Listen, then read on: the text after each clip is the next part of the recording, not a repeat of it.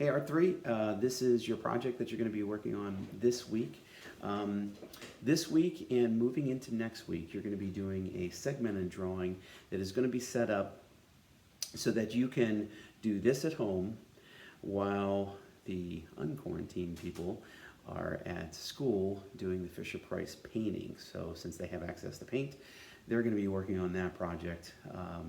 And then once they're done with that, they will be doing this project. Okay, so what you are going to be doing for the next several days, it's going to end up being about 9 days, something like that.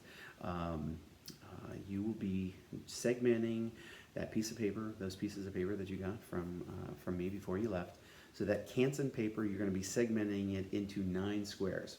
And I'll show the dimensions of exactly what it will look like here in a second. But it'll be segmented into 9 squares. And you will draw one object from 9 different views. Okay, so I'll show you some examples, but find an object that has interest. Don't get something that is very flat and dull and boring. Get something that's going to have some intricacies to it. On day 1, you will plot everything out. You'll plot out your graph. Basically, it'll be pretty close to a tic-tac-toe board. You'll have the 9 segments going across your paper. But then what I want to do on day 1 is I want you to sketch out where everything is going to fit on that paper when it's all done. It does not have to be a perfect sketch. It just needs to know where everything is going to fit. On day 2, you'll start with one of your squares. Okay, now it's going to end up being an area that's going to be 3 inches by 4 inches. Okay, now 3 inches by 4 inches is not that much. So the fact that I'm having you draw a square that's 3 inches by 4 inches for one period, I don't think that's a lot to ask. But for 40 minutes is what I'm looking for each quote-unquote day that you're going to be working on it. If you wanted to work double on Tuesday and do 2 squares, that's fine. Just take pictures as you go along, so that way you have something to upload each day, because I have to segment, or I have to I have to check on your progress. This is how we've got to do it, so you've got to give me feedback of, yes, I am doing this, and I'll probably give you some feedback too. So don't jump ahead too far, but at the same time, if you want to work over on day 1, that's fine. And then hold off on doing something on day 2, that's fine. Just make sure that you're showing me the progress as you're going along. So day 1 will be graphing it out, sketching it. Day 2 is figuring out the first one. And day 3, as we keep moving across the tic-tac-toe board. You will be using black pencil, a white pencil, and one color. So you may choose whatever color you want. But I'm going to show you that here in the examples and in this segment here. So give me a sec. I'm going to switch over.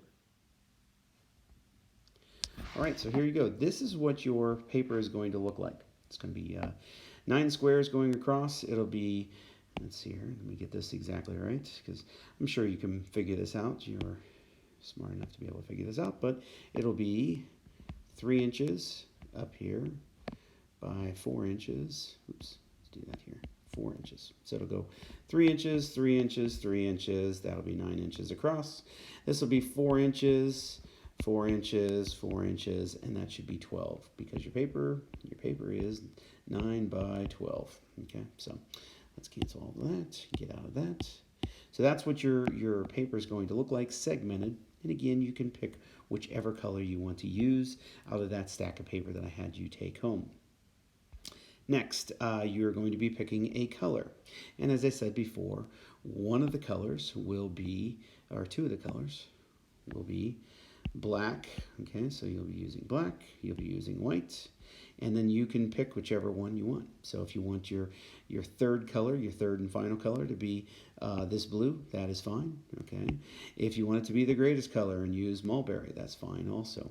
But you can only use then mulberry, black, and white. So it's going to be a monochromatic drawing. The end result should be something quite well done, and so let me show you some examples. This is what I am looking at. Okay, this is what I'm looking for.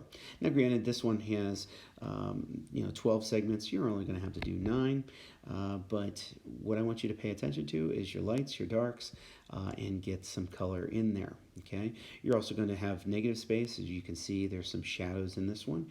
I want you to be paying attention to that, and you'll notice that they're taking that object, turning it, tilting it, moving it around to find the best angle. When you look at this one, I probably wouldn't suggest doing a key because it's kind of flat, but it's definitely not boring. These guys did a pretty good job. Whoever did this one did a really cool job. Seeing the intricacies and all the shading that can go on in a key. Usually for a still life, I'd probably say, nah, probably not. But for this one, it definitely worked because they were zooming in and they were looking at it from different angles. Okay, I'd probably go with something a little bit more of three-dimensional, and this would be a good example. This is a rotary dial telephone. This is how we used to have telephones, but what's good about it is there's lots of intricacies to it that you can move it around and find many different areas and many different interesting areas to draw. Again, this one has 12 segments. You're only going to have to do 9. But what I do like about this one, and something I think I'll point out here, is in the, let me get that a little bit larger.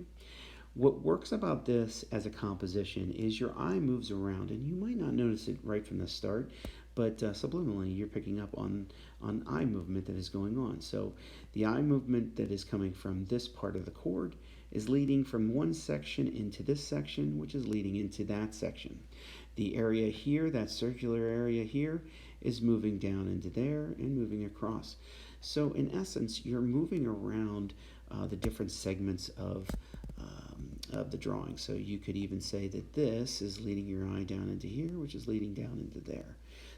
So there are some connections that you can play around with, and that's why on day 1 I want you to be thinking about these. Don't just throw things on there just willy-nilly. Really pay attention to what could get my eye to move around and make it more interesting. Okay, so end result will be something that is well composed, well thought out, and well drawn. Okay, and again, it's only 3 inches by 4 inches. Okay, so each segment is only going to be 3 inches by 4 inches. I don't think it's a lot to ask to be able to make something that's pretty darn good per period. So that is only going to be 3 inches by 4 inches. So include all your shading, use the small consecutive circles, take your time with it. In other words, I need to see at least 40 minutes on each segment. Okay, so you'll be turning that in each day on Google Classroom. Just be able to say, I'm getting the work done, I'm following through. And give me a second, let me switch back. Okay, so as I was saying, what I want is a well-established drawing. I want to see the segments going through. You are going to be working on this every day this week. So in essence, on Monday, it will be the sketch and obviously the graphing, and then the sketch. That will be turned in to me on Monday.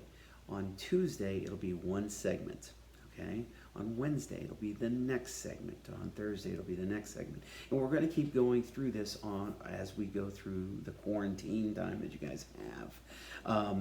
When you get back, you will begin doing the Fisher-Price painting portion, okay? So you'll be working on your canvas, but you'll be working with paint because we'll have paint at that point because you'll be back in the room.